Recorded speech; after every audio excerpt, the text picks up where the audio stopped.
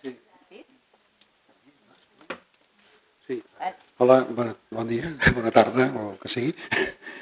Bé, la Corbató, Evelyn Corbató, és biòloga, treballa a Can Ruti i ha fet un doctorat de salut pública sobre la malaltia d'infecció per clamídies. I arrel del seu estudi, l'altre dia vam estar a la reunió d'ITS de l'ICS i canviarà els protocols de cribatge arrel d'aquest estudi que ha fet ella. Endavant. Bona tarda. Me sento que sou poquets. No sé si teniu molta estona. Això durava més o menys una hora, aquesta presentació, però intentaré anar ràpid i anar al gra. Us presento l'epidemiologia de la clamídia en població jove. Aquests van ser uns estudis que vam començar a realitzar al CESCAT l'any 2007.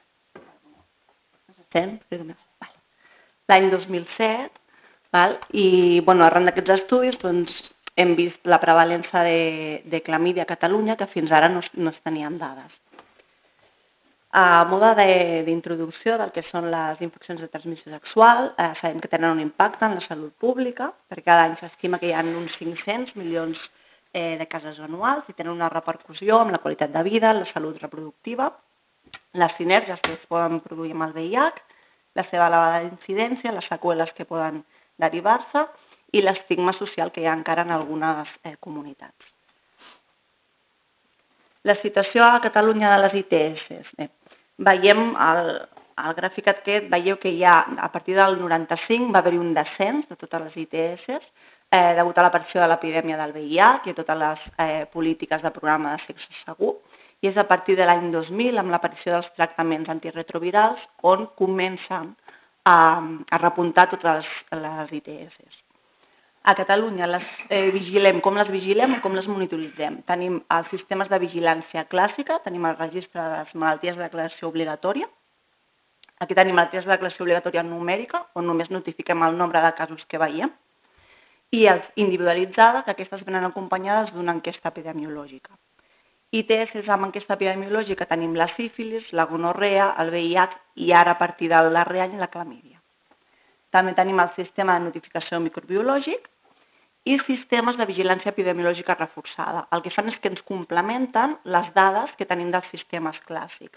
Amb el RIS, que és el registre de les ITS de Catalunya, que està format per professionals sentinelles, professionals de CIRS, professionals de metges d'atenció primària i d'unitats d'ITS concretament, que són professionals que estan sensibilitzats amb les ITS, en veuen moltes i notifiquen aquest registre. I a part, el monitoratge bioconductual, que són estudis que fem transversals, com aquest que us presento ara, on, a part de recollir mostra biològica, recollim unes enquestes epidemiològiques i veiem les característiques de la població que estem estudiant.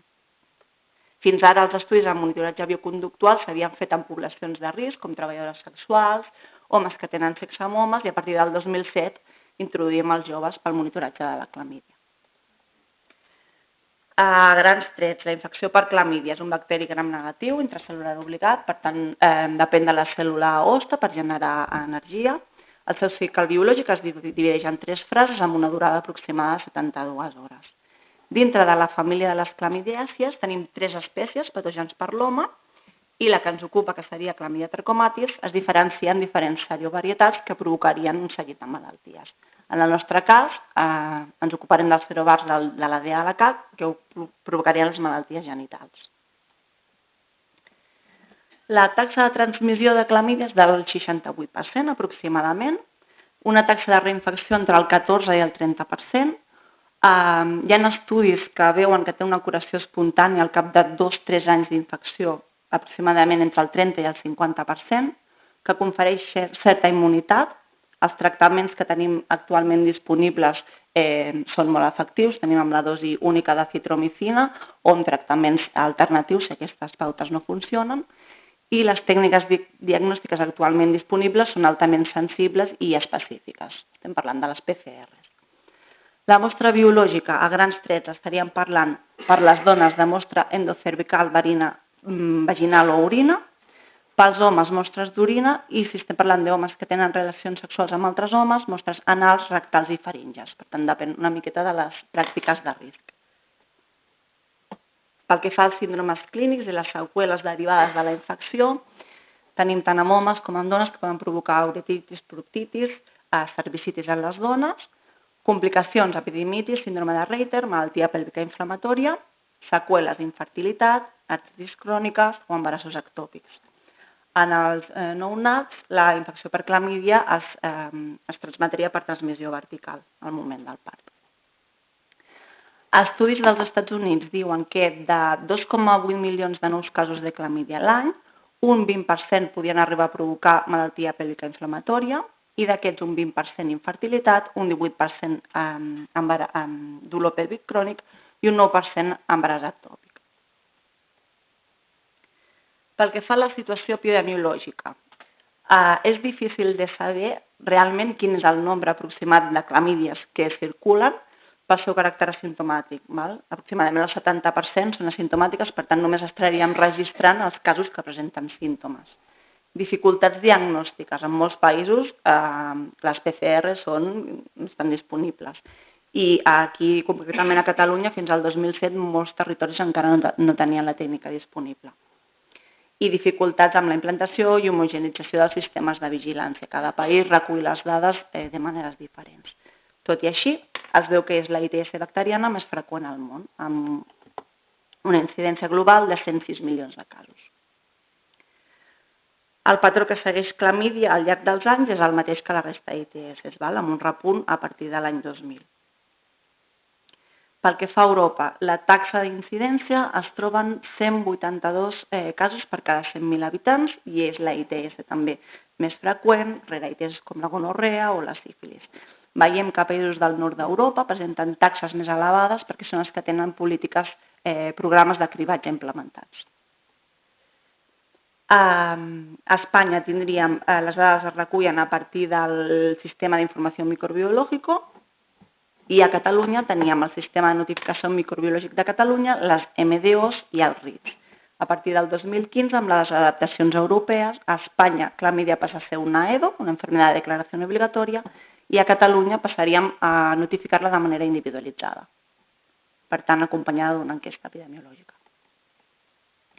El perfil epidemiològic afecta per igual tant homes com per dones, però en el gràfic veureu que amb les dones és més freqüent perquè els programes de cribatge estan més enfocats en elles i també són les dones les que acudeixen més al servei sanitari, ja sigui assistits per les revisions ginecològiques freqüents. I el grup d'edat més afectat és en menors de 25 anys. Un 70% dels casos està dintre d'aquest grup. Pel que fa a la seva prevalença, també és molt heterogènia, depenent del país, del lloc on es faci l'estudi, de les mostres que s'utilitzin i de la població que s'estigui estudiant. Però a grans trets també, a nivell global, s'estima una prevalença en les dones del 3,5% i una miqueta inferior del 2,2% en els homes.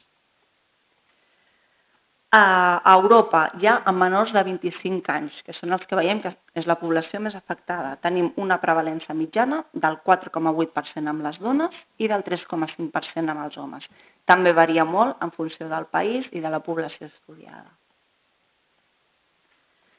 La prevalença de clamídia en població, això seria població general, en població penitenciària és superior a la població general. Als Estats Units, on tenen molts estudis, moltes publicacions fetes en els centres penitenciaris, es veu una prevalença en dones del 8,5% i del 7% en els homes, encara que són en menors de 25 anys, també com a població general, el grup més afectat.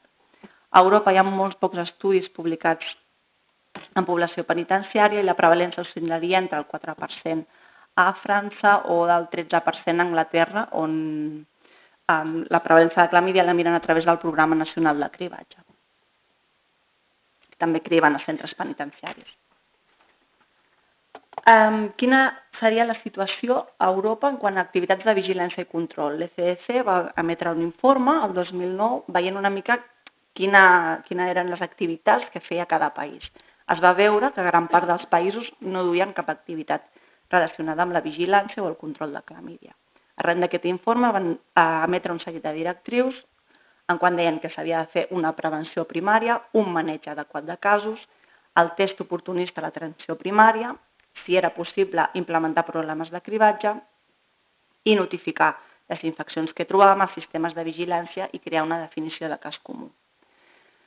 Arrel d'aquestes directrius van emetre un informe al 2015 veient quina era si la situació en aquests països havia canviat. I vam veure que sí, que gran part dels països ja havien implementat alguna d'aquestes directrius i fins i tot 2 països, aquí només surt un, però Anglaterra i Holanda ja tenien desplegat un programa de cribatge a nivell nacional. Pel que fa als cribatges, veiem que s'han establert a Austràlia, als Estats Units i al Canadà. A Europa tenim programes de cribatge no nacional als països nòrdics i nacionals tindríem a Anglaterra, on es criba els menors de 25 anys, un cribatge oportunista, i a Holanda, on es criba els menors de 30 anys amb cribatge poblacional. A través del cens s'envien cartes perquè participin al programa de cribatge. Pel que fa a la justificació, nosaltres per què ens plantegem realitzar aquests estudis? Bé, veiem que clamídia és la forma simptomàtica més freqüent, per tant, els casos que tenim notificats als sistemes de vigilància serien casos simptomàtics.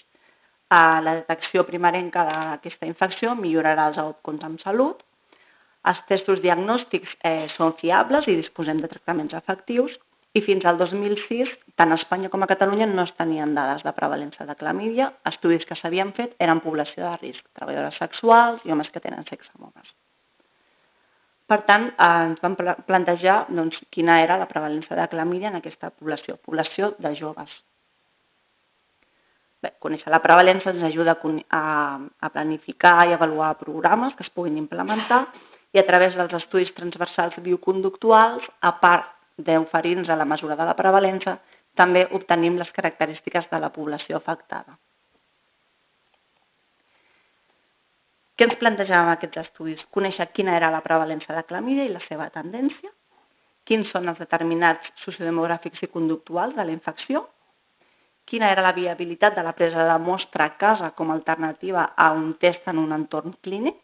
Pels joves, sabem que els joves acudeixen en menor proporció al sistema sanitari perquè tenen una salut òptima, per tant no tenen per què anar-hi. Quin és el percentatge d'infectats de clamídia entre companys sexuals? Quin és el moment òptim per testar a població penitenciària i quina és la taxa de reinfecció i els seus determinants? Bé, això ho vam fer amb un seguit de talls transversals bianuals en 2 poblacions, en joves menors de 25 anys que acudeixen als centres de CIRS i en joves menors de 25 anys interns en centres penitenciaris. Utilitzem mostra biològica d'orina analitzada amb la PCR, en aquest cas utilitzada amb la casa comercial Abbott. Tenim un qüestionari anònim amb un seguit de preguntes conductuals. Aquests són els ASIRs que han estat participant dintre els talls i centres d'atenció als joves. I als centres penitenciaris, tenim centres penitenciaris de dones, el centre penitenciari de joves, i Brians 1 i Brians 2 i Quatre Camins. Bé, com ho fem això? Aquí teniu el cronograma dels diferents talls que s'han anat realitzant. Intentem que siguin bianuals i doncs alternem població jove CIRS, població jove penitenciària. Vam iniciar-lo el 2007 amb la població jove que es tenia als centres de CIRS. Aquí sempre tenim l'objectiu principal en tots els talls, conèixer la prevalença, les conductes i els determinants d'infecció. I intentem a cada tall incorporar un subobjectiu.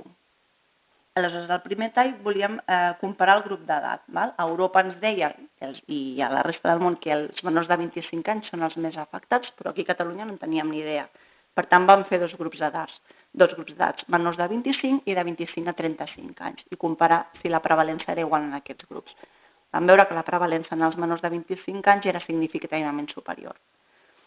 El mateix vam fer el següent any, que tocava població penitenciària, també volíem comparar el grup d'edat i també vam veure que eren els menors de 25 anys els que presentaven prevalences superiors. Per tant, ja vam decidir en els darrers anys només centrar-nos en la població de 16 a 25 anys. Aquí en el primer tall, en centres penitenciaris, el que vam analitzar també és una concordança de mostra biològica. Al primer tall, en els ASIRs, en les noies els recollíem mostra endocervical i en els homes mostres d'orina. El mateix vam fer amb els centres penitenciaris, però a més a les dones també els hi vam recollir mostra d'orina, per veure si obtenien resultats diferents entre la mostra d'orina i endocervical amb les dones. Per què? ens deien centres, sobretot els centres d'atenció als joves i en centres penitenciaris, que recollir una mostra endocervical a noies joves a vegades és difícil. Els centres d'atenció als joves normalment no tenen personal sanitari i als centres penitenciaris el personal sanitari és escàs. Per tant, recollir una mostra endocervical els dificultava molt la feina. Per tant, amb aquest anàlisi vam veure que la concordança era del 100%, per tant obteníem els mateixos resultats amb la mostra endocervical que amb la mostra d'orina. I així en els darrers talls ja només utilitzem mostra d'orina tant per homes com per dones. Això alguns laboratoris, depèn del laboratori, es dirà mostra endocervical o mostra vaginal. A Can Ruti, de moment, no ens posen cap problema a l'estudi de concordança. El van fer ells i, de fet, si poden, utilitzen mostra d'orina. Bé, en el darrer any tocava centres ASIRS i aquí el que incorporàvem era una mesura de concordança de positivitat entre parelles sexuals. El que vam fer, noies que es visitaven al centre ASIRS, vam veure que els nois es visitaven molt poc. Per tant, com els podem captar? Vam veure, com que els nois no van al centre sanitari, nosaltres anem quan a la muntanya no vam a home, nosaltres anem allà. A les noies els hi vam repartir aquest kit, que era una mini enquesta epidemiològica i un potet d'orina, perquè repartissin a les seves parelles els darrers 3 mesos. Els nois a casa omplien el pot d'orina i ens ho enviaven. I aleshores vam veure quina era la concordança de positivitat entre parelles sexuals. Després us dic les dades. El 2011, al centre penitenciaris, volíem veure a la comparativa si hi havia alguna diferència amb la prevalença segons el temps d'estar a la presó. Vam veure que en els menors de 25 anys el temps mitjà d'estar a presó era 1 any. Doncs volíem veure si la prevalença era diferent respecte als que estaven menys d'1 any a presó o més d'1 any a presó. I al tall del 2012, en ASIRS també, vam veure quina era la taxa de reinfecció als 3 mesos. El 2014 tocava centres penitenciaris, no vam introduir cap millora i el del darrer any, el 2016, vam incrementar la mostra. Normalment sempre intentàvem aconseguir unes 500 mostres, molt difícil. En el 2016 vam incrementar-les a 1.000 i ho vam fer a través de l'estratègia de pooling, amb pooling de 3 mostres. Així incrementàvem la mostra amb un menor cost, sobretot de reactiu de PCR. També vam incorporar la PCR múltiplex, que ens detecta 7 patògens extras, que fins ara estàvem utilitzant la PCR només per clamídia gonococ, i també hem obtingut prevalença sobretot per micoplasma, que veiem que està interaccionant aquí amb clamídia i veurem ara en estudis posteriors a veure què és el que fem. Aquest era per la reinfecció, ho passem. Resultats. A grosso modo, en els joves atesos als centres ASIRS, tenim en el primer tall, com us deia, la prevalença de clamídia va ser significativament superior en els menors de 25 anys i l'evolució al llarg dels 3 talls transversals que hem fet en aquesta població hem vist un increment d'un 46% amb una mitjana de la prevalença del 7,4%. Afecta majoritàriament a joves en grups d'edats més joves, per tant entre els menors de 18 anys. No hi ha diferència segons sexe i sí que la prevalença és significativament superior en els d'origen estranger. Veieu que és un 14% respecte a un 5,5% en els autòctons. Pel que fa a població penitenciària, veuríem dades similars. Prevalences superiors en els menors de 25 anys i amb una tendència a l'increment del 31% en els 3 talls que hem realitzat amb una mitjana de prevalença del 8%. Per tant, veieu que les prevalences entre població penitenciària i població de joves atesos als centres ASIRS són pràcticament idèntiques. Dades per grup d'edat també afecta en població penitenciària a grups d'edat més joves. A població penitenciària partim de 18 anys, no de 16, com a centres ASIRS, és l'edat que entren al centre penitenciari, són 18 anys. No hi ha diferència segons sexe i també són els estrangers els que presenten prevalences significativament superiors. Pel que fa a les característiques sociodemogràfiques i conductuals dels joves atesos als centres ASIRS, veiem que majoritàriament són joves amb edat de 22 a 25 anys, Tot aquí està incrementant els joves que acudeixen als centres d'asils de menor edat. Bàsicament es tracta de dones, un 90% dels casos, amb un nivell educatiu mitjà alt i d'origen espanyol. Tot i que veiem que les d'origen estranger, respecte al primer tall, la freqüència, o sigui, hi ha més estrangeres en el darrer tall que en el primer. Orientacions sexuals són heterosexuals, bàsicament, amb una edat mitjana d'inici de les relacions sexuals als 16 anys. Una quarta part manifesta tenir una nova parella sexual als darrers 3 mesos. Majoritàriament aquesta parella és estable. Concurrència o simultaneïtat de parelles veiem que incrementa al llarg dels darrers talls. Pràctiques sexuals, sexe vaginal i sexe oral són les pràctiques sexuals més freqüents. Veiem que els contactes sexuals, aquí posem saunes, bars o xats, normalment en els joves serien a través de xats d'internet, també estan incrementant de manera significativa al llarg dels períodes d'estudi.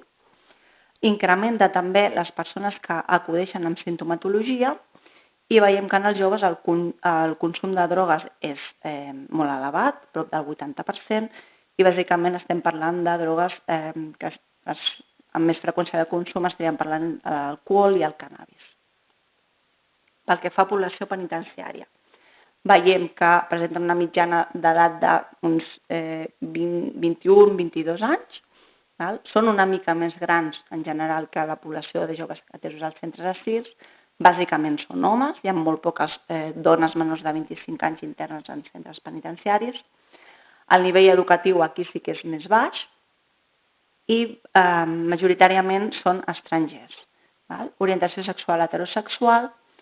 Aquí sí que l'edat mitjana d'inici de relacions sexuals és 2 anys inferior a la de joves atesos als centres d'asils, per tant estem parlant d'una mitjana de 14 anys, 16 anys eren els joves atesos als centres d'asils. La mitjana del nombre de parelles sexuals disminueix, estem parlant al voltant d'una mitjana de 2 parelles al darrer any. En el primer tall, una quarta part deia que havia tingut una nova parella sexual els darrers 3 mesos, aquesta dada disminueix al llarg del període d'estudi, incrementen les parelles esporàdiques, la concurrència de parelles, i aquí sí que l'ús del preservatiu és molt més baix que en la població de joves atesos als centres d'asils, manifesta un 25% haver utilitzat el preservatiu a la darrera relació sexual. Els contactes sexuals a través de saunes, bars o xats d'internet també incrementen de les persones amb sintomatologia, i el consum de drogues a centres penitenciaris també és elevat, el 80% manifesta haver consumit algun tipus de droga el darrer any, i aquí sí que veiem un increment, o sigui que la freqüència de consum és bastant elevada en qualsevol droga, però com són població jove també seria similar als joves atesos als centres d'asils, serien alcohol, cannabis, són les drogues més consumides. Pel que fa comparativa, així a grosso modo, de les dues poblacions, veiem que la prevalença és similar a les dues poblacions, tot i que a grans trets són els joves interns als centres penitenciaris els que presenten una freqüència de conductes de risc superior. Pel que fa als determinants d'infecció de clamídia entre la població jove, veiem que grups d'edat més joves i l'origen estranger serien els factors determinants d'infecció a les dues poblacions. A més, afegim els joves atesos als centres d'asils com la concurrència de parelles, com a factor determinant, i el temps d'estada inferior a un any en els joves interns en centres penitenciaris. Pel que fa al subestudi que vam veure de concordança d'infecció entre parelles sexuals. Amb 250 noies ateses als centres d'asils que els hi vam repartir els seus kits a les seves parelles sexuals. Van retornar 105 kits de 250 entregats. Per tant, la taxa de resposta és del 42%. És una taxa de resposta òptima comparada amb estudis que s'havien publicat anteriorment a altres països. Veiem que la prevalència de clamídia en les noies va ser del 6,6% i del 4,6% en els homes.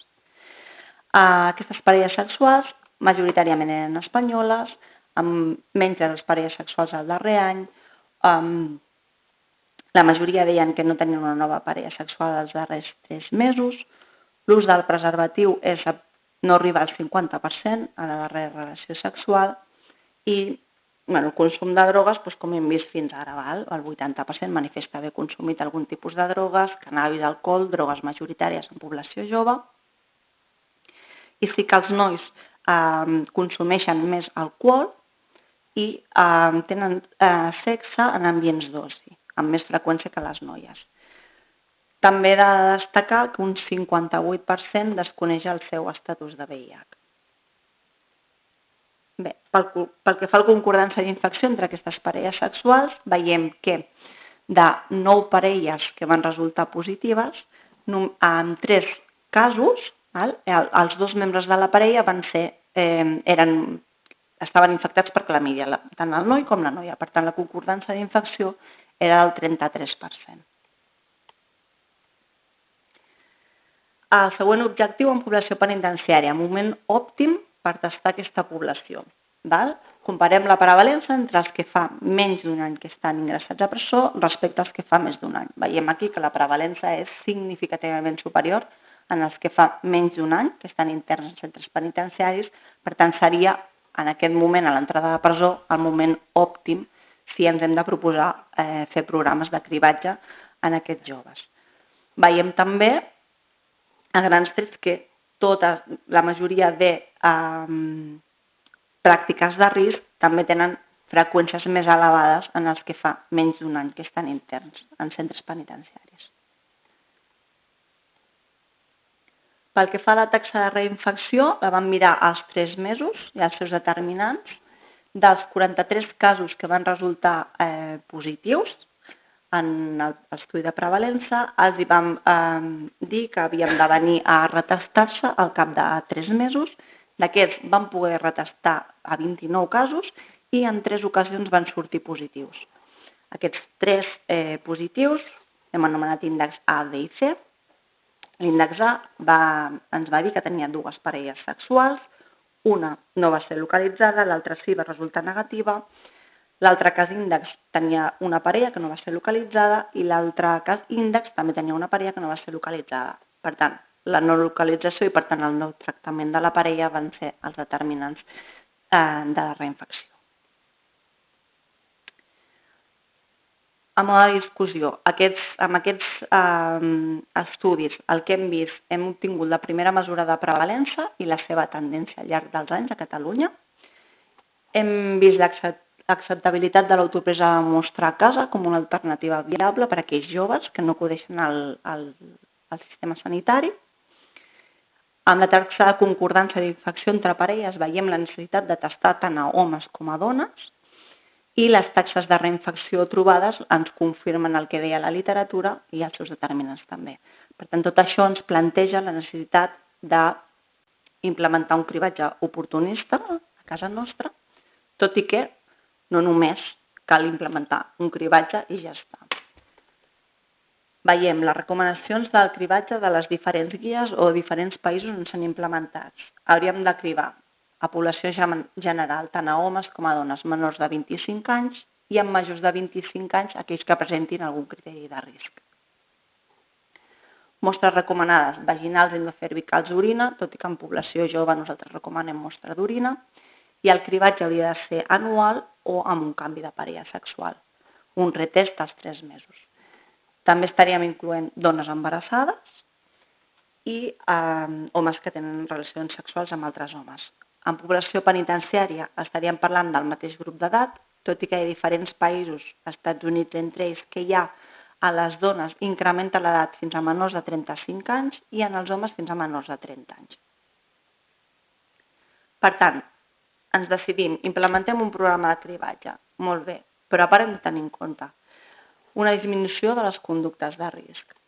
Veiem que els joves estan àmpliament informats. De fet, a Espanya es va fer la darrera propaganda que es va fer era per utilitzar el preservatiu, per tenir relacions sexuals més segures. Aquí a casa nostra, als ASIRS, tenim fullets informatius del que és la clamídia. Hi ha webs adreçades a ells, però veiem que tot i que estan informats, aquesta informació no arriba a ells perquè continuen mantenint relacions sexuals i pràctiques sexuals de risc, utilitzant el preservatiu quan se'n recorden, de manera esporàdica, no sempre. Aleshores hauríem de fer polítiques adreçades a ells. Què més?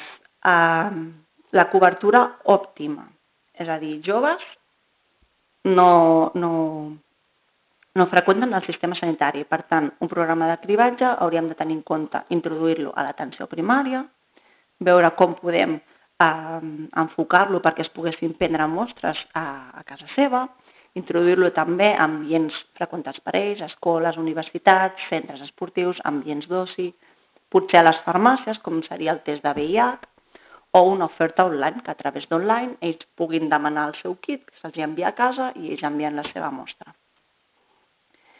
Què més? Hem de tenir en compte la reinfecció i l'estudi de contactes.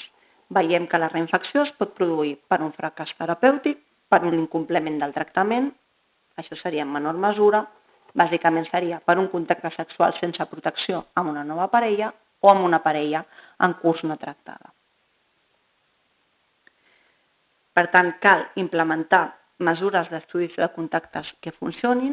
Veiem que quan no hi ha estudis de contactes, les taxes de reinfecció són més elevades i si implementem diferents estratègies d'estudis de contactes, aquestes taxes de reinfecció disminueixen, disminuint al màxim amb el que seria la dosificació de donar el tractament al cas índex perquè ell li doni a la seva parella sexual.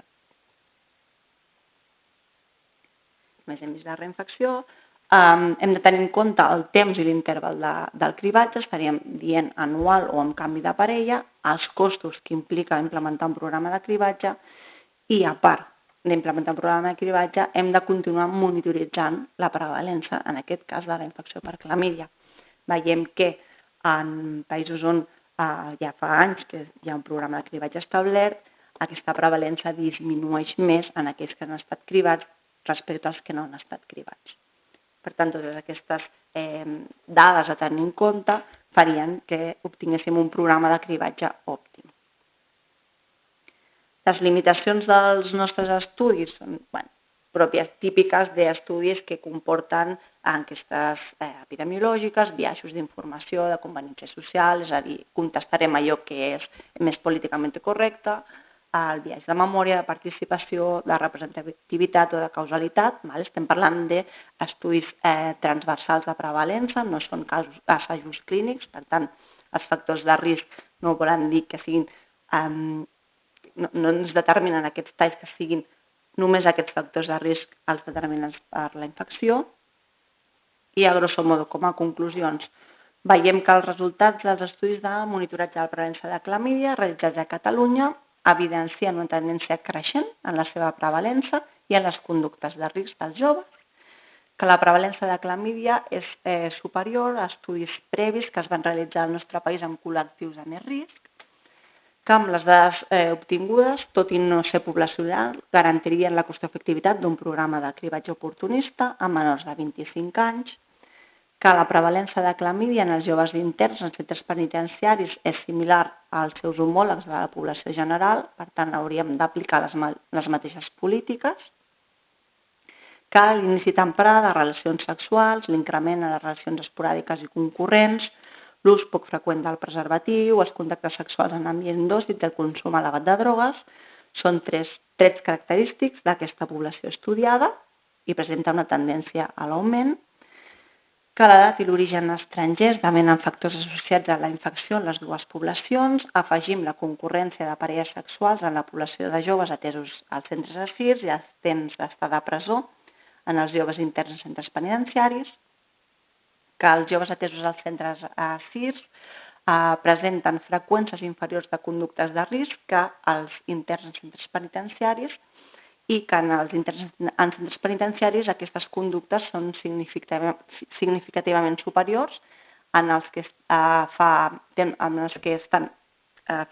el temps és inferior a un any des que estan presos, igual que de la mateixa manera que la prevalença també és significativament inferior en aquest grup, que la taxa de resposta del 44% en el cribatge en la presa de mostra a casa es presenta com una bona alternativa al cribatge en l'entorn clínic. La concordança de positivitat entre parelles sexuals del 33% és similar a altres publicacions i que la taxa de reinfecció de clamídia als 3 mesos i els seus determinants també han estat evidenciats per altres autors. I, per tant, el que recomanem és, amb un increment de la prevalença, realitzar polítiques de cribatge, per tant seria cribatge oportunista en menors de 25 anys i en centres penitenciaris a l'entrada a la presó, tal com es fa també a l'entrada a la presó una analítica de VIH, sífilis i hepatitis, que l'increment amb les conductes i els factors de risc ens cal un millor abordatge en la salut sexual, per tant, intensificar les accions preventives i de salut sexual adaptada a la població a la qual estem dirigides, per tant, adaptades als joves, que la reinfecció elevada ens fa que cal sistematitzar els estudis de contacte, ens cal garantir uns nivells òptims de tractament a la parella i, per tant, podríem introduir el tractament epidemiològic com una mesura efectiva i ens cal una accessibilitat i una cobertura òptima d'un programa de cribatge, per tant, establir estratègies de cribatge alternatives com la presa de mostra a casa o incloure el cribatge en ambients comunitaris o llocs freqüentats pels joves. Això ens farà aturar la cadena de transmissió i disminuir la prevalença de clamídia. I fins aquí.